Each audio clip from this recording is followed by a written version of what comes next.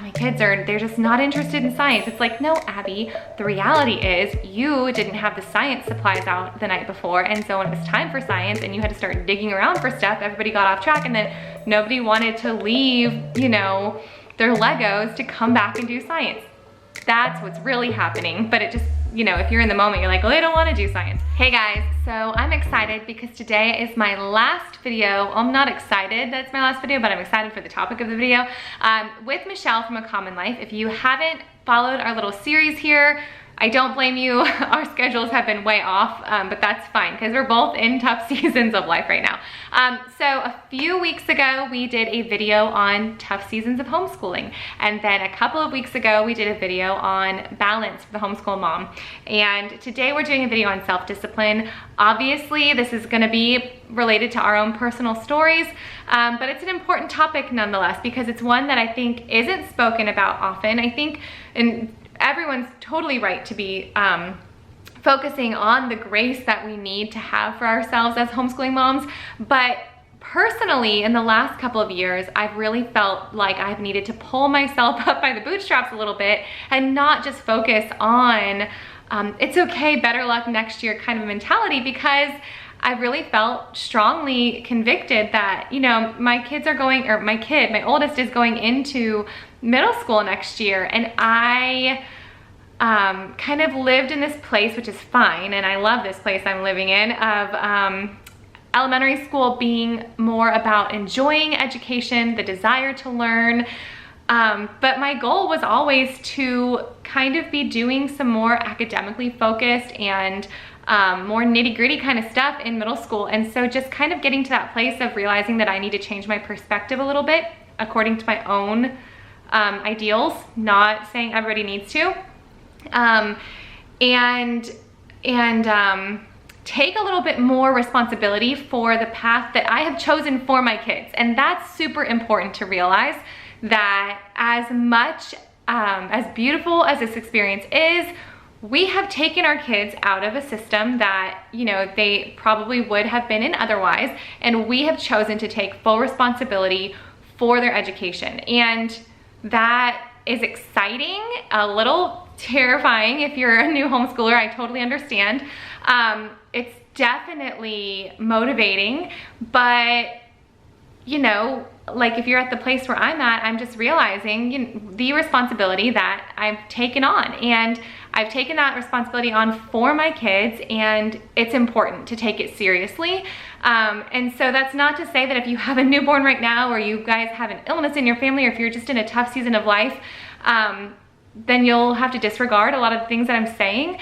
But I'm kind of speaking to a different season of life. So I will link Michelle's channel up here. I got a little ahead of myself there. Thank you, Michelle, for doing this video with me today. And when you're done watching this one, be sure to pop over there, because I'm taking this a different way than I originally planned to, and probably how we originally spoke about.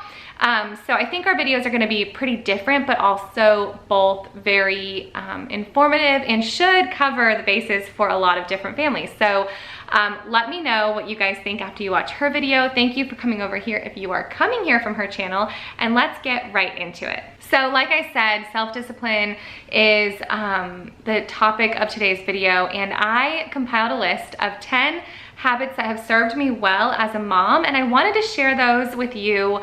Maybe it's something that you haven't thought of, or maybe it's something that by hearing you'll think, okay, that's a good goal to have.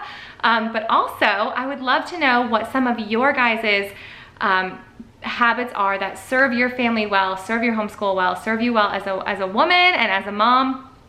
Leave those in the comments below, because it's always super helpful when we hear from others, because I'm not an authority to speak on these things. You know, this is just my channel, and I'm just having like a coffee chat with you guys, but I don't want anybody to just take my advice as the only advice, or my story as the story of the masses, because it's not. This is a very personal journey that I'm on, and I am grateful that you guys are here to listen to it and to be a part of it, but it's so much better when it's a community type of story than just my own. So 10 habits that have served me well. Not necessarily all habits that speak to my natural personality or speak of my natural personality, but habits that I have had to form maybe that just been good for my family and for myself and keep us on track, because 95% of the time, if we are off track in school, it is really, honestly, if you really think about it, it's really my fault.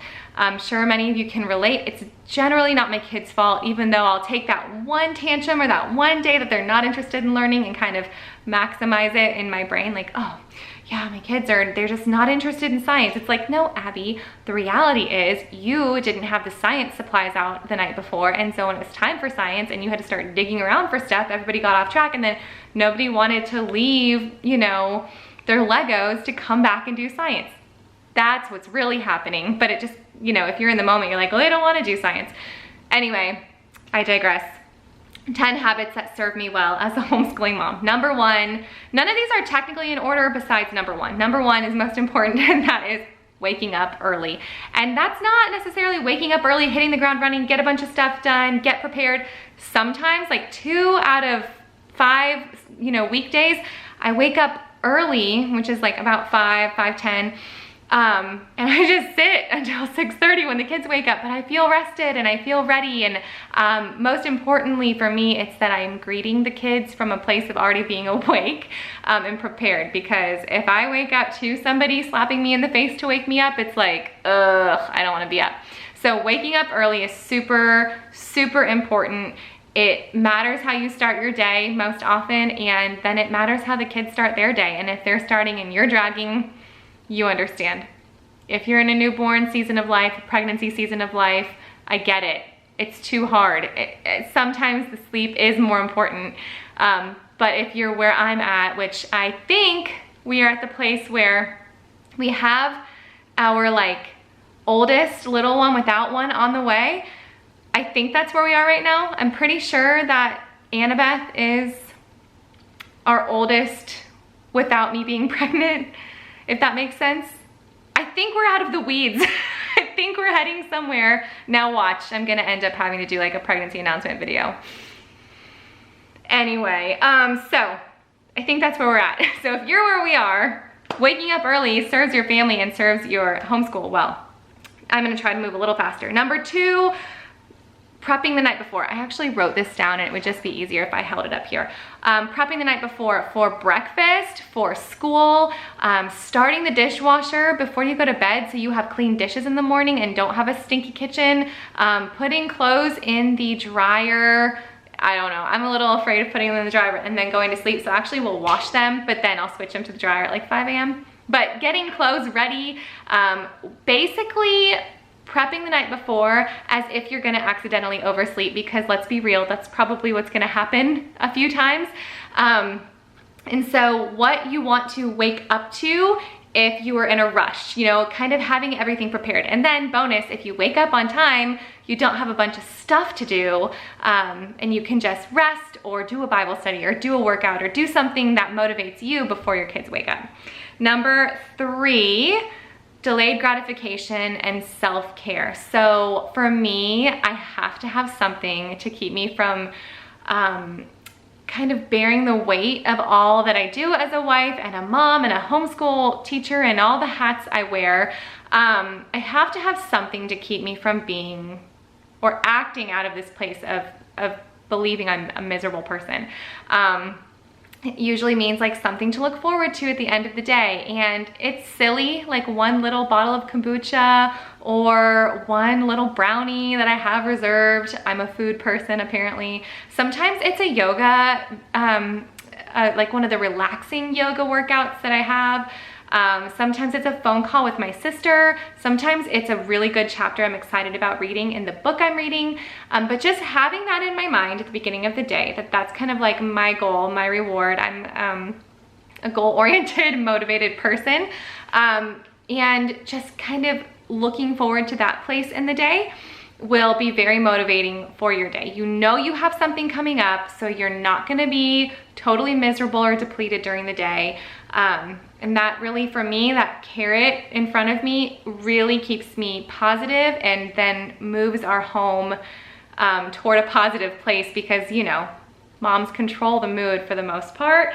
And also self-care. I think that, you know, I'm thinking most of you will relate to me when I say that often I'm acting out of the place of like everything I do is just, you know, this sense of duty and I'm having to do everything for everyone all the time. Who can change that? You're the one who can change that. And so for me, putting emphasis on my own health, whether it's taking vitamins, drinking enough water, sitting outside for 30 minutes a day, getting some fresh air and some sunshine, those are the things that make me feel like I'm taking care of myself.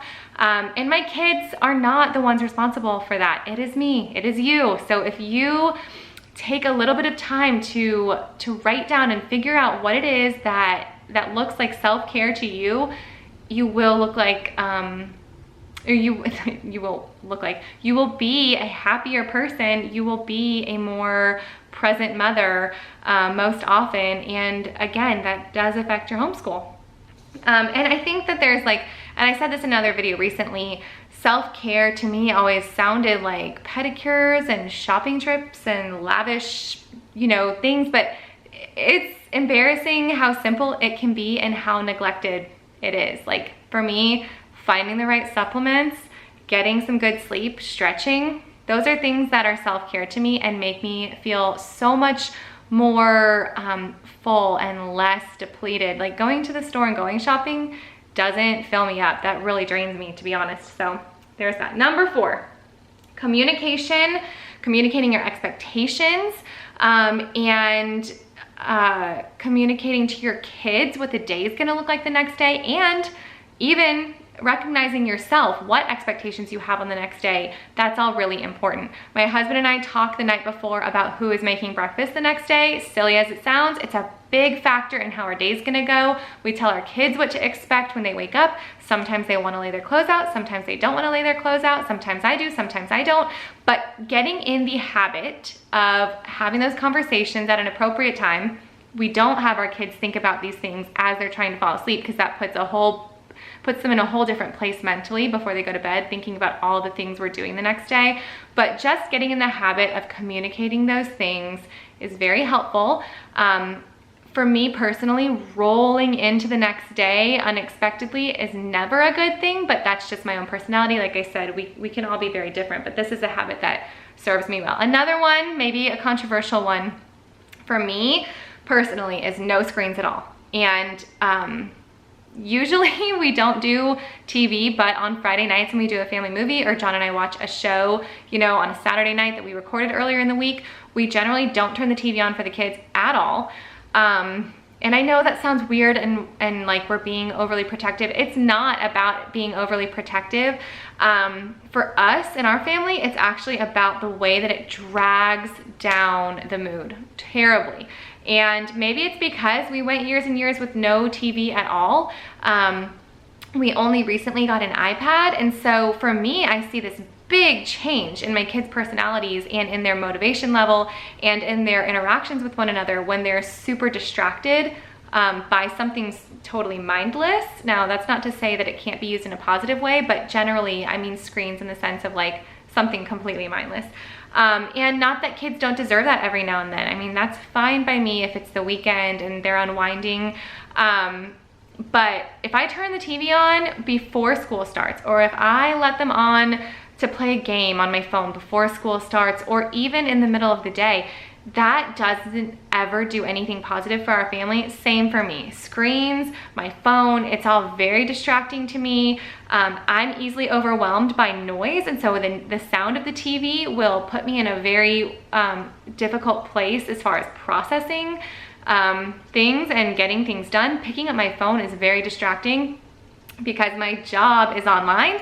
And I say job like that, but I shouldn't. It's become a real job for me to be here on YouTube, which I love, but I love communicating with you guys on Instagram. I love, you know, seeing comments and letting comments through and editing videos, and that will become such a like vacuum, like boom, I'm gone if I turn my phone on. So personally, my phone is always on silent, much to my husband's dismay. I lose my phone all the time. He can never reach me. It's always on silent. I've never had a notification sound for text messages. I'll get to text when I can. Those are the things that really distract me, and so it's very important that I stay away from screens, and that is definitely a habit I've had to form because you know, I want to be on my phone a lot more than I should be. And so it's something that I've had to be very self-disciplined about. But it, you know, I do see the benefit of it. And so it motivates me to work on forming that habit. Number 6, protecting my schedule. That's been really important. Having, at least for me, at least 2 days a week where I say like we have no plans at all unless it's an emergency. But also kind of knowing what we can and can't say yes to, even though some of them are social commitments that I really want to say yes to, saying, oh, that's on a Thursday and they have dance or they have football practice on that day. So can I do both of those things? Generally, I can't. I know myself well enough to say I can't, but you know, there's that fear of, oh, but I really want to say yes, or what if I don't go? And kind of getting in the habit of knowing ahead of time what is best for your family and making those kinds of decisions are important. Another good habit that has really served me well is, I just lost it. Yes, follow through. Follow through with my kids, follow through with my plans. It makes our house run much smoother when I follow through with my parenting, follow through with the schedule for our homeschool day. And again, it's one of those things where I'm the only one who really can be in control of that. I can't put expectations on my kids if I don't plan to follow through. Naturally, they're just gonna be like, well, mom's full of it. She's not actually gonna discipline me for this, or she's not actually going to make us finish this project. Like, they're kids. That's their instinct, is to weasel out of things. Kind of, just kidding. I don't know. My kids maybe, I don't know. And number 8, getting dressed. This is a funny one because to me, on any given day, getting dressed could be putting on a nice activewear set where I've got like, maybe I have plans to work out later in the day, or maybe I'm just feeling like wearing activewear. Maybe it's a cleaning day, not putting on raggedy clothes. Some days it's like getting fully dressed, makeup, hair done. It could be anything, but just the habit of getting dressed and starting your day in a professional sense, however that looks to you. All right, are y'all still with me? I'm sorry. This is way chattier than I intended it to be, but I'm kind of been loving having chatty videos lately. So just do your laundry while you listen to me. You don't have to be looking at me for this video. The next one is know your routine, know your rhythm. Study it, get to know it, figure out what works best for you. You guys know that I'm all about the routine, but make a routine, make a schedule to be, not to be an all or nothing kind of schedule. Wow, I totally butchered that. But basically, have a routine that you can pick up where you need to. So if something goes wrong, you can say, okay, 10 o'clock is really about the right time to be starting this. I'm just gonna do the next thing on the schedule, not worrying about what you've missed. I call it doing the next right thing. I mean, I think that's something that my friend said to me years ago, and it just clicked.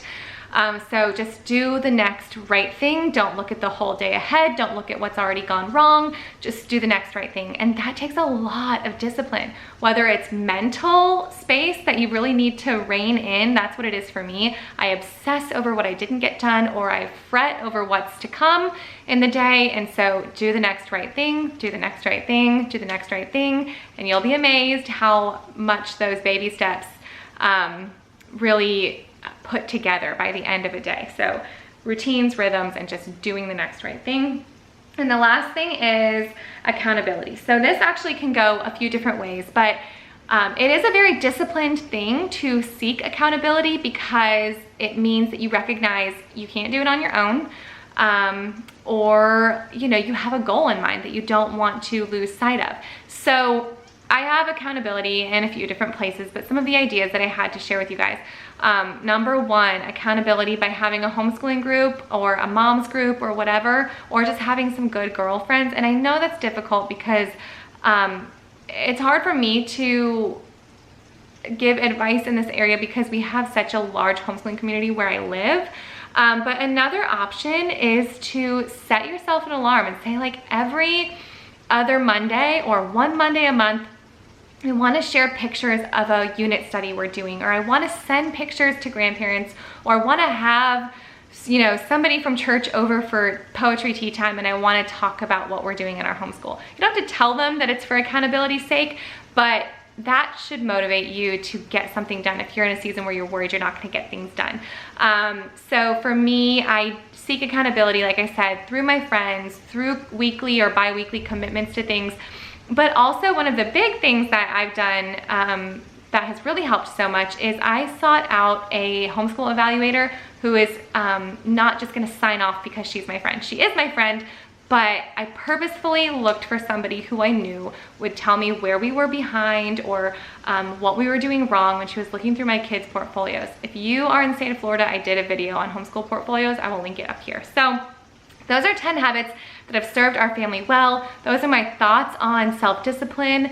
And like I said, maybe did I say it at the beginning of the video?